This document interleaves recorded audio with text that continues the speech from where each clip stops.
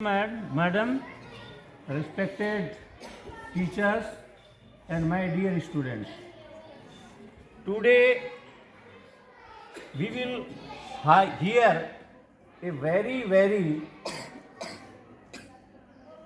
good story, spiritual story, और वो story आपके जीवन को बदल देगी। बड़े साधारण तरीके से और सहजता के साथ हमें छोटे छोटे काम करने होते हैं। सुनना कि कितना कमाल का था वो किसान। एक बार नारद मुनि, आपने देखा होगा, वीणा बजाते हैं और नारायण नारायण का उद्घोष करते रहते हैं। नारद मुनि को सब जानते हो आप, चुगलखोर भी कहते हैं कई लोग उसको।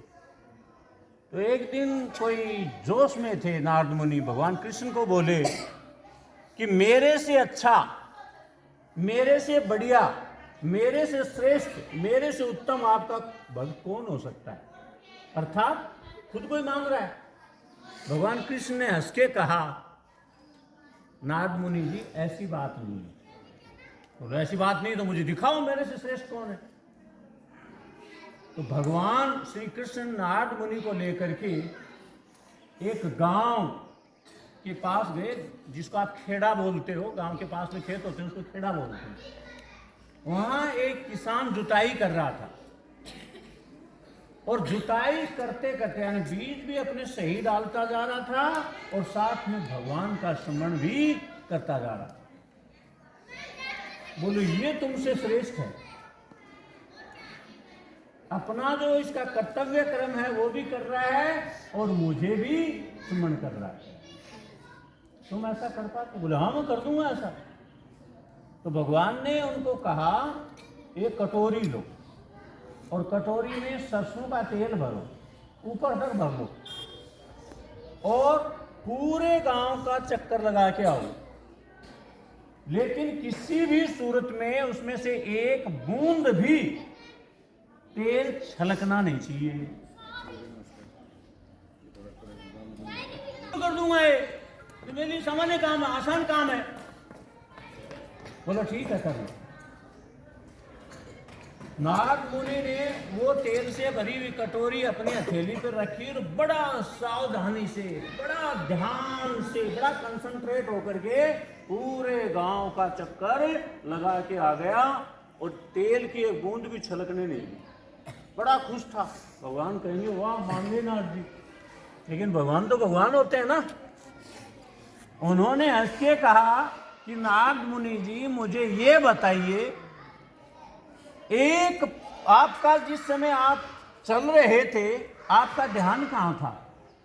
बोलो मेरा 100% ध्यान इस कटोरी में था, इसमें भरे हुए तेल पर था कि कहीं भी ये एक बूंद भी छलक नहीं जाए। बोलो मैं याद आया तुम्हें? बोलो ना, तुम तो याद नहीं आए, मेरा तो पूरा ध्यान इस पे था। तब उन्होंने कहा देखो किसान का ध्यान बीज पर भी था, बीज डाल रहा है और मुझे भी स्मरण कर रहा है, इसलिए वो तुमसे श्रेष्ठ है, इसलिए वो तुमसे श्रेष्ठ है। हमें भी कोई बड़े काम नहीं करने होते हैं बच्चों जीवन में। छोटे छोटे काम सहजता से करो। बड़े का आदर सम्मान कैसे करते हैं, छोटों से स्नेह कैसे करते हैं, ये चीज आपको आनी चाहिए। मेरी बात को समझ रहे हो? जितना खुशहाल संसार को, समाज को, परिवार को, घर को, क्लास को, स्कूल को तुम बना सकते हो, इसके लिए सदैव आपके दिमाग में विचार चलने चाहिए। जो भी आज तुम्हें दिख रहा है दुनिया के अंदर, वो उन महान लोगों के विचारों की ही देन है। किसी विद्वान ने कहा, जो सैनिक प्रशिक्षण के दौरान जितना ज्यादा पसीना बहाता है उतना ही युद्ध भूमि में उसको रक्त कम बहाना पड़ता है। समझे बात को? यानी ट्रेनिंग के टाइम, प्रशिक्षण के टाइम जो सैनिक जितनी ज्यादा मेहनत करता है, जितना ज्यादा पसीना बहाता है, उतना ही वो आगे सुरक्षित रहता है। ये बात तुम पे लागू नहीं होती क्या? आप अगर अपनी पढ़ाई के दौरान बढ़िया मेहनत करो तो आपका आगे का जीवन शानदार नहीं रहता क्या? नहीं रहता क्या? मुझे बताओ। 12 साल की एक ये तपस्या है, इसको जिसने ढंग से तपा लिया अपने आप को, वो आगे का जीवन जितना भी उसका है वो बड़ा शानदार जिएगा। लेकिन हमें जगह जगह जगह जगह नेगेटिविटी का शिकार होना पड़ता है। तो तुम पॉजिटिविटी का होना शुरू हो जाओ ना। अरे किसी की बुरी बात को तो आपने खोपड़े में डाल लिया, अच्छी बातों को डालो ना। अपने ब्रेन के अंदर एक ऐसा सॉफ्टवेयर क्रिएट करो कि खराब बात आ रही है तुम बाहर ही रह भैया। जिस प्रकार से घर से बाहर की गंदगी को आप बाहर ही रहने देते हैं, अंदर नहीं लाते, नहीं लाते हैं ना। कोई सांप को अंदर लाता है क्या घर के, जिंदा या मुर्गा? वो परे ही गाड़ देते हैं घर से बाहर, क्या मतलब उनके लिए वो उपयोगी नहीं। लेकिन वो लोग भी जो सांप को पालते भी, सांप का पॉइजन लेकर के भारी दवाई भी बनती है जो लोगों का जीवन बचाती है। तो हमको कैसे अपने आप को टैकल करना है वो मैं आपको फिर याद दिला रहा हूं। आपसे बेहतर आपको कोई दुनिया में जान नहीं सकता, आपसे अच्छा दोस्त आपका कोई दूसरा दुनिया में हो नहीं सकता। आप जितना अपने आप से प्रेम करते हैं वो किसी और से कभी कर ही नहीं सकते। भी नहीं लगा रहा हूं, कर ही नहीं सकते, संभव ही नहीं है। कितना कमाल का मामला है, कितने अद्वितीय हुआ। अद्वितीय शब्द जान गए आप, यूनिक शब्द जान गए, क्यों हो आप ये भी जान गए, तो आप करना है थोड़ा थोड़ा बस। कोई आपके किए गए काम को टोके क्यों? लिखना है आपका काम है, सुंदर लिखो भाई। छोटी क्लास में अगर गड़बड़ रही है तो अब सुधार लो।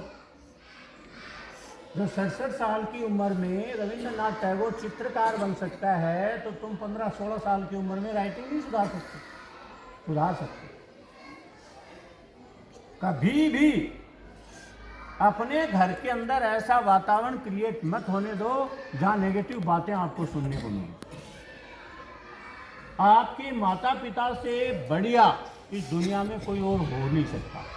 आप गरीब हो, अमीर हो, मध्यम वर्ग में हो, कैसे हो, ये बात मायने नहीं रखती। First of all your parents are the greatest, सबसे महान है। इवन भगवान से भी महान है वो। भगवान के आने की, भगवान की कृपा करने की अलग शैली है, लेकिन माता पिता आपके पास प्रत्येक भगवान है उपस्थित आपके पास, हर चीज़ आपकी देखते हैं। जिस प्रकार से सूर्य और चंद्रमा प्रत्यक्ष देवता है, वो दिख रहे हैं, प्रत्यक्ष जो दिख रहे हैं। भगवान को एक बार किसी ने कहा, इतने जीव जंतुओं की, इतने प्राणियों की, इतनी बड़ी सृष्टि की, इतने ब्रह्मांडों की आप देख रेख कैसे करते हो? तो भगवान ने बड़ी सहजता से कहा कि मैंने माता बना दी। मैं सब जगह नहीं पहुंच पाऊं, लेकिन माँ सब जगह पहुंच रही है। चाहे वो खरगोश हो, चाहे वो चूहा हो, चाहे मनुष्य हो, चाहे अन्य कोई पशु जीव जंतु हो, उनमें नर मादा जरूर है।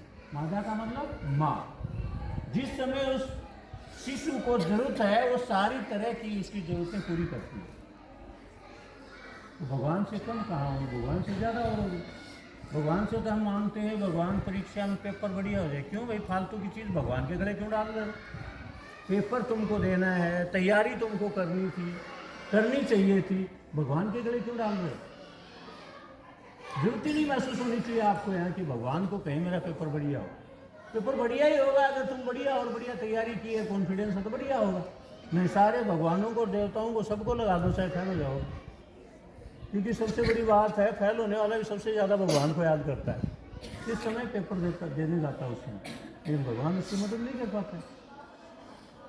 तो हम छोटी छोटी चीज़ों के लिए, अपने स्वार्थों के लिए भगवान को क्यों कहें? क्या शिशु को कभी कहना पड़ता है माँ अब मेरा मलमूत्र साफ कर दो, अब मुझे दूध पिला दो, अब मुझे करवट दिला दो? कभी कहना पड़ता है क्या? अपने आप करती है ना। तो भगवान जो अपने आप करते हैं ना, उस चीज़ का कोई मुकाबला नहीं। उनके गले मत पड़ो, मेरा पेपर बढ़िया हो, मेरा नंबर पहला आ जाए, ये हो जाए, वो हो जाए, ऐसा मत करो। लेकिन जो सबसे शानदार बात जब मैं आपको बताने जा रहा हूँ उसको सुनो ध्यान से। किसान की तरह आप कैसे हो सकते हो? किसान अपना काम भी कर रहा है और भगवान को भी याद कर रहा है। आप रोजाना नहाते हो ना, सब नहा रहे हो लगभग, तो उस समय एक फीलिंग लाओ, लो भगवान जी नहाओ। अरे तुम भगवान से कम हो गया, मुझे तो किसी दिन आके ये बता देना ये चीज हमारे अंदर नहीं है, भगवान में है।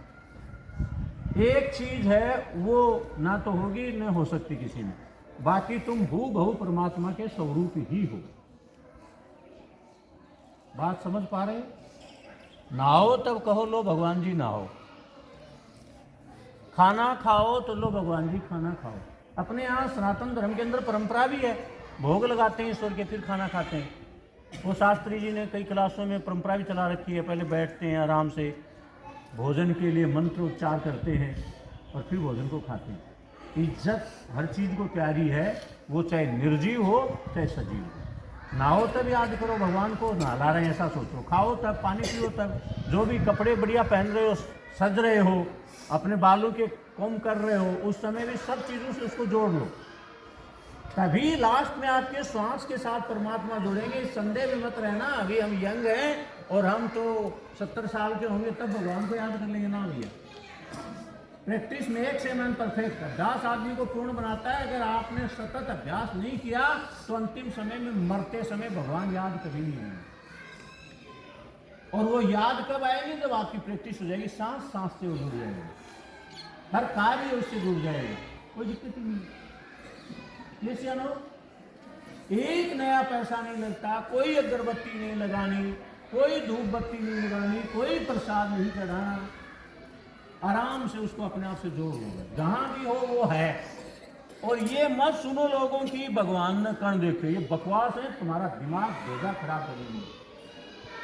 भगवान है तभी मैं बोल रहा हूं, मेरे में नहीं रहेंगे, 4 लोग टांग के ले जाएंगे, राम नाम सत्य है, सत्य भगवान है।